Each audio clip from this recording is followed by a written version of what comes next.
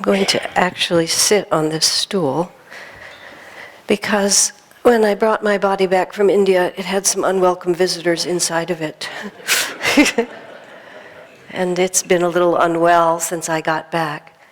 I think my brain is functioning, but if it had to stand up for the whole thing, it might fall over, so we'll just talk. As most of you know, I've just returned from 8 weeks of a lecture tour in India, which I undertook at Swami Kriyananda's request.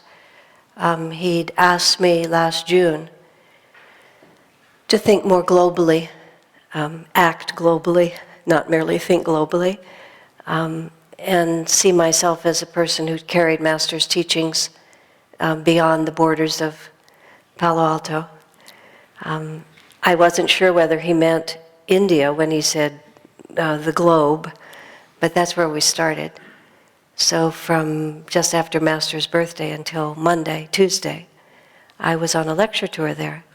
I've traveled to India many times, but I've never undertaken a lecture tour in that country, in any country outside of the US, and in no country at all for some 25 years. Once David and I settled here, the possibility of really tootling off and teaching in lots of places really just hasn't been an option. It was an extraordinary experience, which I'll tell you more about it later tonight, those of you who want to come over to our house later. But it's naturally the biggest thought in my mind right now. So even talking about our topic today, I have to relate it to what I've just been experiencing. Without even talking about the difference between countries and cultures, which are real but not decisive. The experience that I was able to have for these last 2 months was unique in this respect, is that I only had one thing to do. And that was I had a whole series of classes, and I needed to bring my full energy and concentration to that one effort. And that effort was to share Master's teachings, either with people who'd never heard of them, or sometimes with Kriya Bonds. I was working a lot through our centers there, so a lot of the people were highly informed. But for me, what it was having a single focus, which in our lives, because our lives are so complicated, it's very rare for us to have the opportunity, even for one day, what to speak of for 2 months, where you have a single focus. And that focus was not even so much that I needed to teach the subject of the chakras or teach the subject of karma or something like that, but it was more the simple idea that I was Master's representative. For all of us who've been part of Ananda, especially for a long time, but for all of us, we have been living this experience that has been to a large extent defined by Swami Kriyananda. Many of you who don't know him very well really don't realize the extent to which it has been defined by Swamiji. Everything about the way Ananda operates has been his inspiration. And out of respect for him and out of the sheer rightness of the situation, everyone in Ananda has always deferred to Swamiji in terms of defining the form, defining attunement, focusing the inspiration, spreading the message, all of those things naturally. Any organization with a strong leader follows the strong leader. That's just the way it is. It's the way it ought to be. Swami is going to be 87 in a couple of months. His spirit is infinite. His body gets weaker and weaker.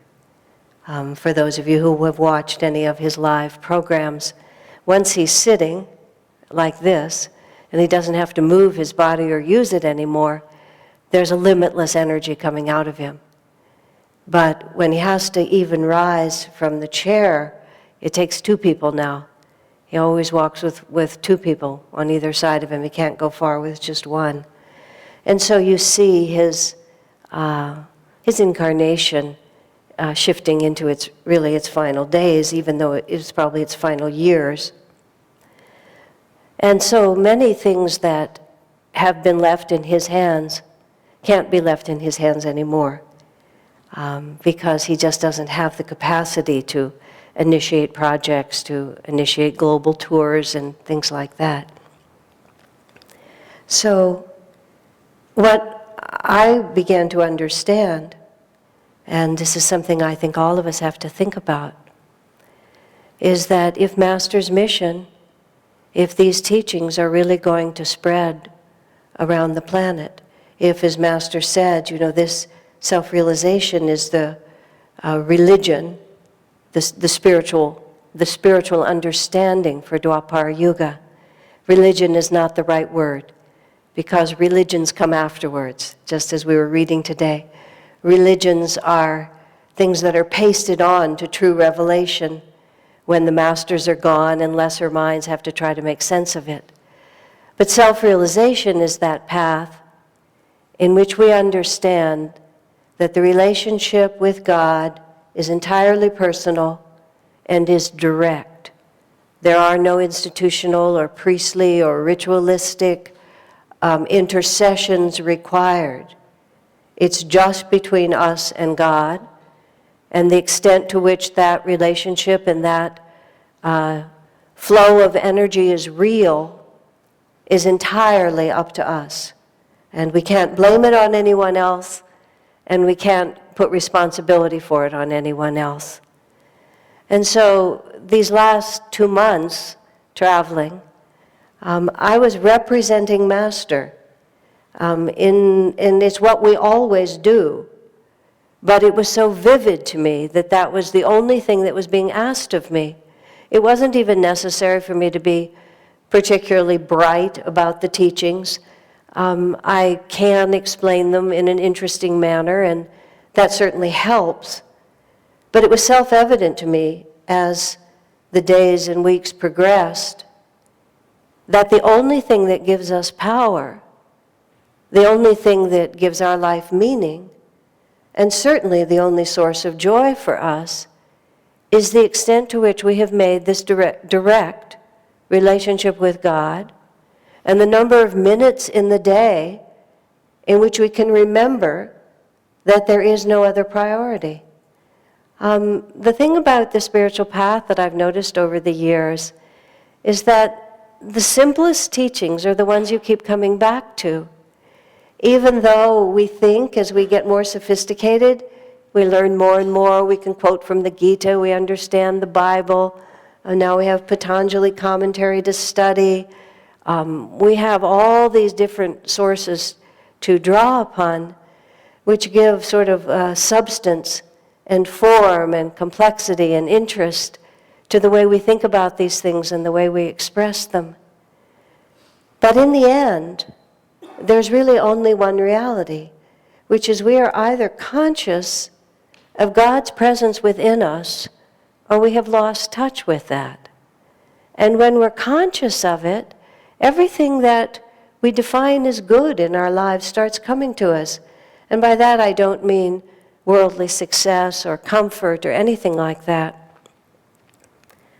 but an inner sense of being exactly where we're supposed to be, doing exactly what God wants us to do. Life is really a whole series of choices. And all of those choices are that we either do those things which move us closer to the Spirit of God within us, or we do those things which move us away from God. And we have it so worked out in our own minds how necessary it is to take care of this business and take care of that and respect this limitation and respect that limitation. And the masters and our friends, everybody around us, supports us completely when we run these little stories because there's nothing else to do. Each one of us can only move and live and act according to the karmic condition that we have right now. But looking at it from the point of view of the masters, there is a banquet of bliss. There is an infinite level of freedom which is really who we really are and what we're always trying to move toward. But life becomes very complex in our own minds, and we allow all the little things that we're doing to begin to define us. Swami Kriyananda has developed the ability of late to write at a speed which is almost impossible to perceive. He can write a book, as we joke, faster than the rest of us can read it. And then he sat down, and after he'd finished this book, which he wrote in 8 days, he wanted to edit it, and he edited it completely from, not wasn't the first editing, but the final editing in 12 hours. He just went through it like that. And the way he put it was, he said, I don't have to think anymore about whether to do it this way or whether to do it that way. I just look at it and I know exactly how it's supposed to be. In fact, he said, it's become a problem because he's not able, because of the condition of his body for many reasons, his arthritic, his artificial hips and his heartbeat and things like that. He said to sit for endless hours in meditation, so he still wants to keep working. But he says he finishes his project so fast that he's always having to come up with new ones, and he's beginning to run out now. Because they don't take him as much time as they used to take him even. But what I was realizing, just watching him, and he's the proof of the path that we're all on, he's made a whole series of decisions, one after another, on a moment-by-moment basis. And that decision has always been to draw his consciousness back as firmly as he could, as forcefully as he could, and as one-pointedly as he could, to an awareness of God's presence in our lives, to an awareness of the fact of Guru's presence in our lives, to an awareness of the fact that we are Master's representatives in this world, and at all times we have the opportunity to be his channel. I noticed something about Swamiji from many years ago, that he would always, when we would go out, he would always dress up a little more than was the habit of most of the rest of us. He would often wear a tie, he would often wear a jacket. And I began to appreciate that it wasn't really any sense of formality on his part, although he is of a different culture in a certain sense. He's more European than American. But I began to realize that wherever Swami goes in the world, he's always waiting to tell people that he's a direct disciple of Paramhansa Yogananda. Now, he's not waiting to tell people that because in one way or another he wants to show off or affirm a reality that other people don't have. But whenever he senses the slightest receptivity to a more expanded way of life, then his single focus in life is to step in there and see if he can encourage that. You know, may thy love shine forever on the sanctuary of our devotion. And may I be able to awaken that love in all hearts. Every time we end a service, we always pray that one prayer, because no spontaneous prayer could ever sum it up so exactly. And may I be able to awaken that love in all hearts. What does that really mean? When we awaken that love, what we're awakening people to is we're awakening people to their own nature. We're not awakening them to an outward relationship. Oh, that Master loves you, and that if you love him back, then you can have this external thing going on between you. You can call yourself a disciple. You can call him your guru. What we're talking about at all times is the very vibration of our own inner spirit, which is, how are we vibrating? What are we vibrating with? What in this vast world of choices have we attuned ourselves to? And is attuning to that giving us the feeling that we want, the success that we want, the happiness that we want, the sense of security that we want? It was very interesting for me, to be on the other side of the world. For the most part, I was with friends. For the most part, I was taken care of by friends. I wasn't really on my own, only occasionally. The place where I ended up most on my own was in the city of Calcutta, which is perhaps the most difficult city in India to get around.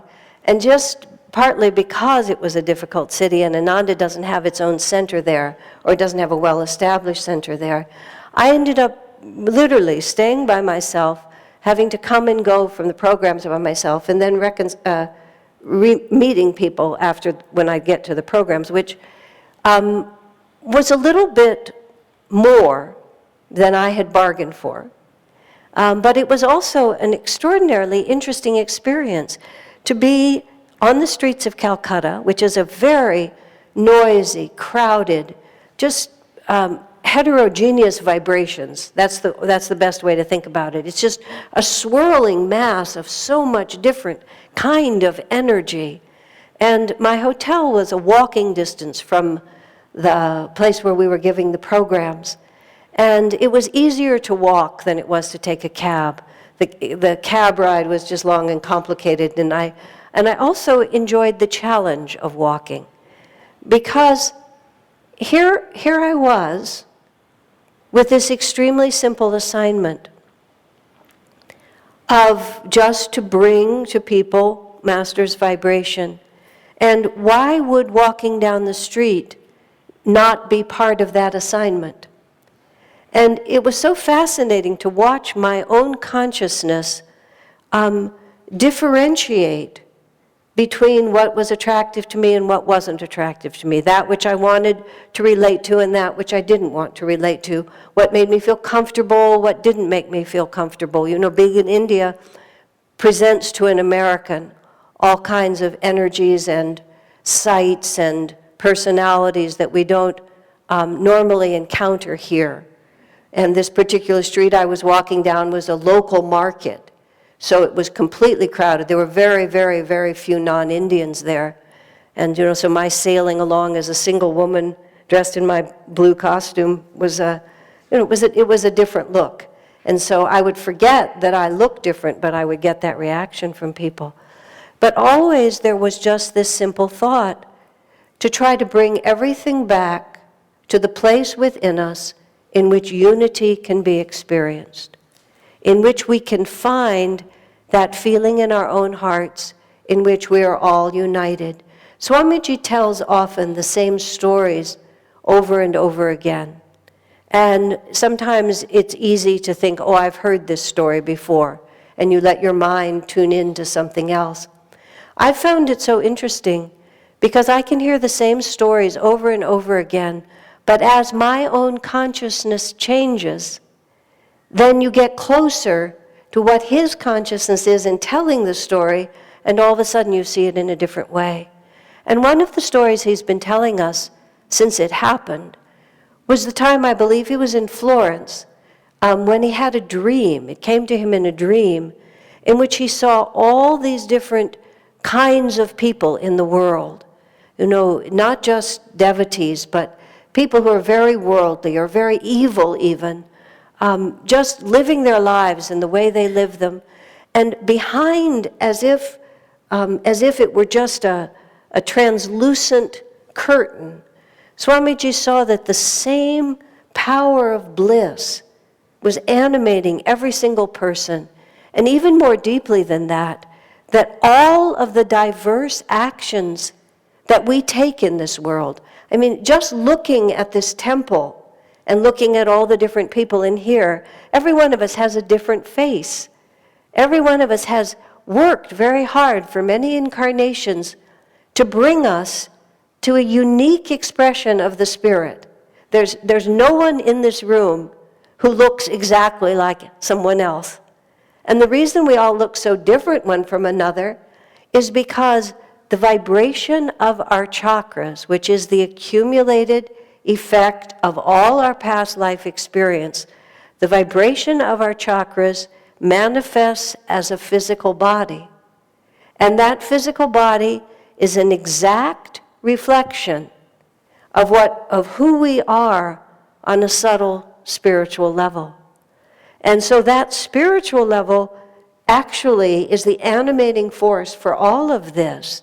And what Swamiji has been explaining to us is no matter how diverse that final manifestation, the fundamental force for every single living being, not merely human beings, but every single living being is exactly the same.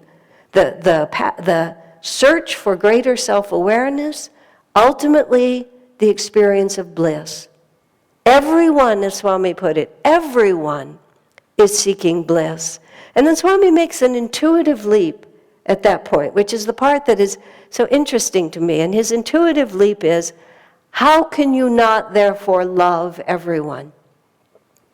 Because everyone's heart, he is saying, is really the same. We see all these differences. We see all these separating qualities. But everyone's heart is exactly the same.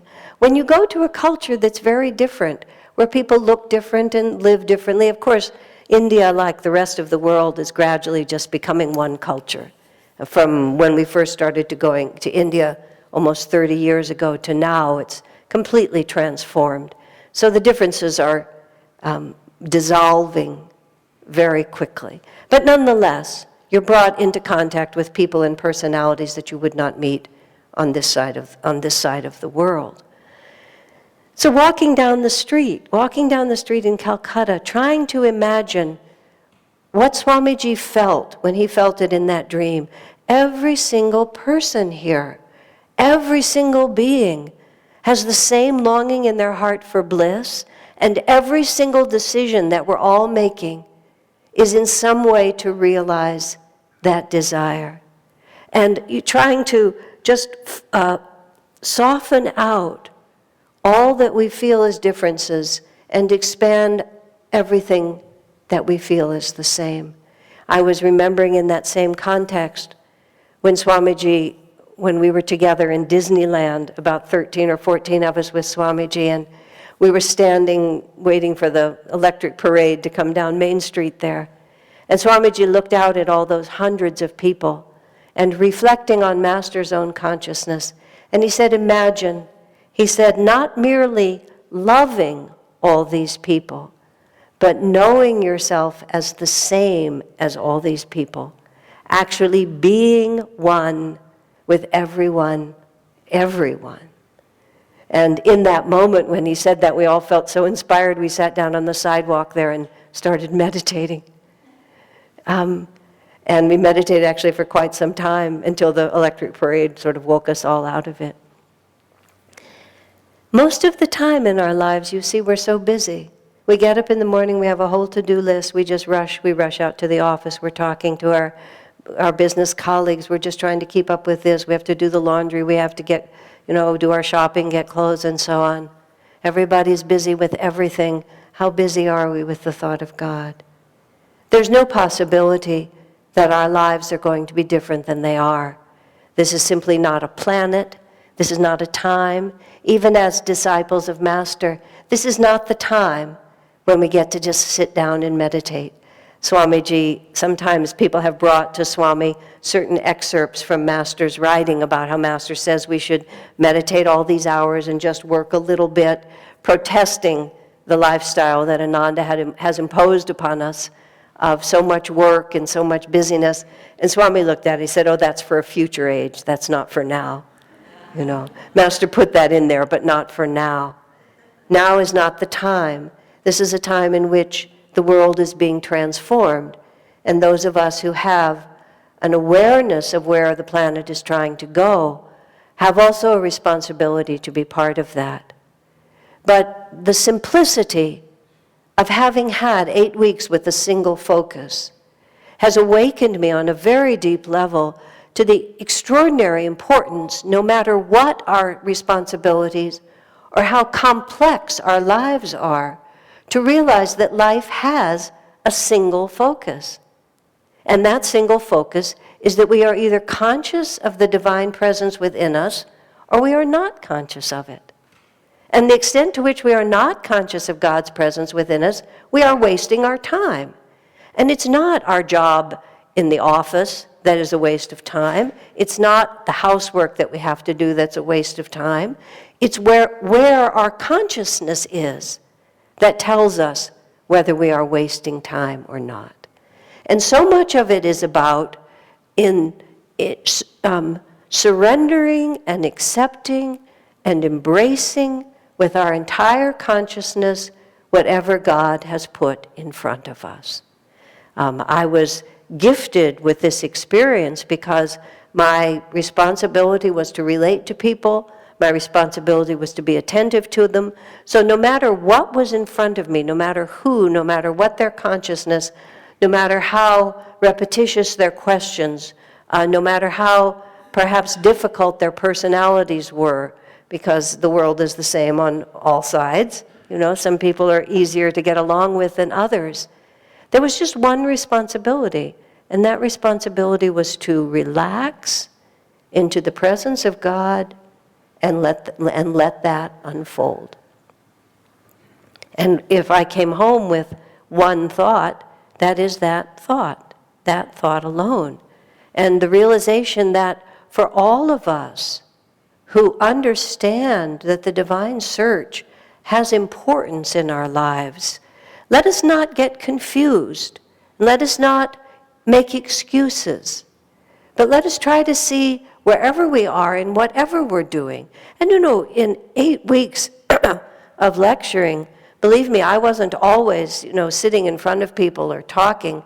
We were in airports, we were in taxis, we were all over the place. It's very cumbersome, to get around. So there were many hours of time coming back through Bombay, coming back through Mumbai. Oh, I'm sorry, I just have to clear my throat. Coming back through Mumbai, I don't know what was going on, but there were hundreds and hundreds of people just sort of really crowded in close through the check-in lines, through the immigration lines. It was just one of those moments.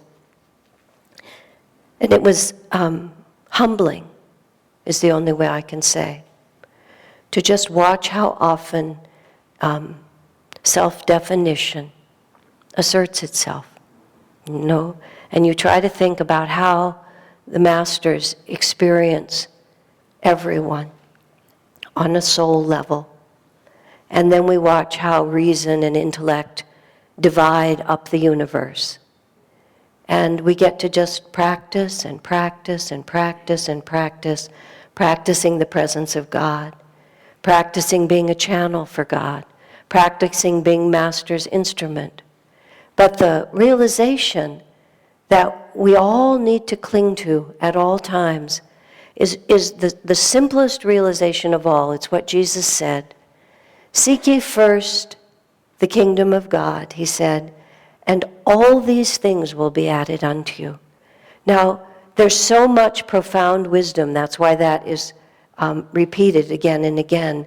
We're always thinking, but I need this and I need that, and practicality says this and practicality says that. Jesus says, seek ye first the kingdom of God. And he doesn't necessarily mean, as I said, that we can abandon our duties. Where we need to be seeking it is, what are we seeking inside? Where is our consciousness? Are we repeating our mantra? Are we thinking of the divine presence? Are we constantly chanting inside? Even when the job is mundane, there's nothing in this creation that is outside the presence of God. The only thing that makes any of our life experience mundane or even material is when we let our consciousness slip away from the divine and become identified with something less.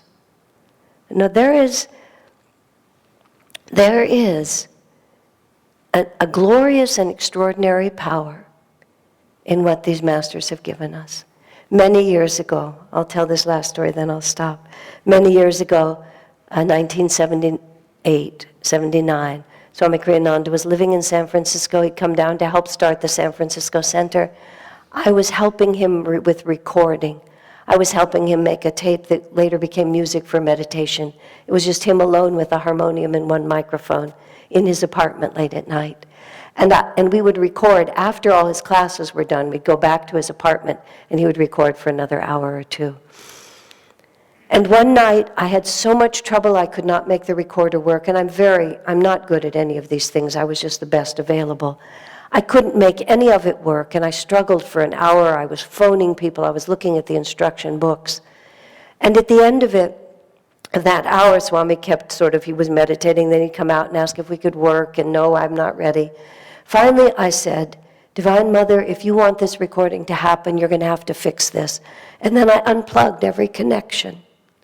And then I stuck them all back exactly the same way. I didn't change anything, nothing at all. And all of a sudden it worked. The next night, Swami Kriyananda asked me to come up and speak in the middle of his talk. Asha has a testimonial. I said, certainly, sir, what is it? He said, tell them what happened last night. So I understood what he was asking of me. And he'd been teaching superconscious living. I said, these are wonderful teachings. They're brilliantly expressed. They're practical. They're just fabulous. They'll completely change your life if you remember to use them. That's as simple as that. It's all about smriti. It's all about awakening divine memory. And the one thing that we all have to do is remember. Just remember, it's all about my consciousness. It's never about my circumstances. It's never about other people. It's never about anything. It's whether in the midst of whatever it is, I am remembering myself as a child of God. I am remembering myself as an instrument of Master. I am remembering myself as a bubble of bliss. And if we do that, seek ye first the kingdom of God, and all these things will be added unto you. God bless you.